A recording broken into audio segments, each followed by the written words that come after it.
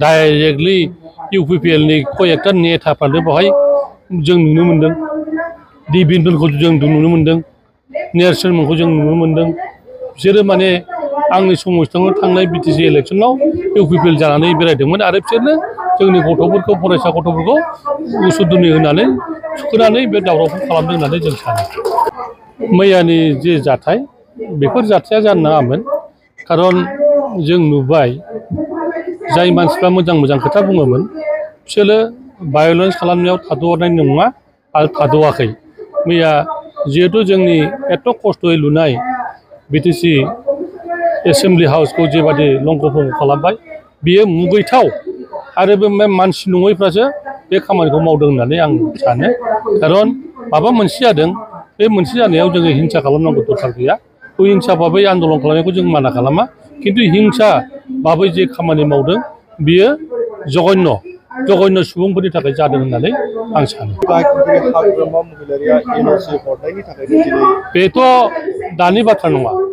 जेब्ला रोंगोराया एबसुनि प्रेसिडेन्टमोन बे समाव कस्टासखौसो छात्र आकाशजों रायज्लायनानै बेबो NOC हरदोंमोन एबसुआनो हरदों बै समाव जेब्ला रोंगोराया प्रेसिडेन्टमोन बे समाव आकाशजों रायज्लायनानै बिसोरो NOC हरदोंमोन दाबो रोंगोरानाव सोंनो हागोन नोंसोर बेथ' एबसुनि प्रेसिडेन्ट हिसाबै हरथारदों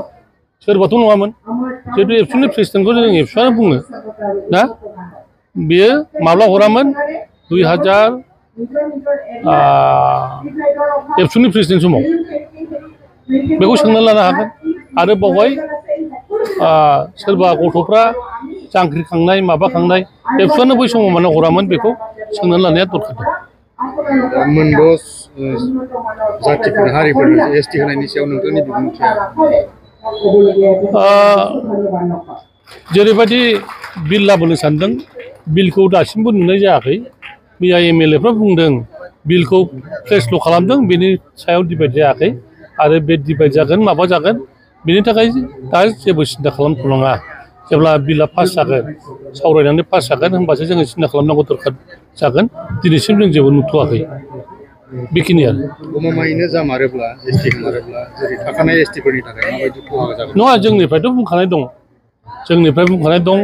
थाखानाय STफोरनि थाखाय जेबो खहा जायाबालासिनो जुदि ST होयोबा जोंहा बाहाय अपसन गैया जों बिदिखौसो बुंदों आरो बावहायनो गथ'फ्रा बुजियैयाव जाहा थाहा खामानि मावनाया बेयो जाहैबाय जोंनि गेजेराव गावजों गाव दावराव दावसि जानाय आरो सोरखौबा हिंसा खालामनाय बे हिंसानिफ्राय गोजानाव थागोननि थाखाय आं बयखौबो खावलायदों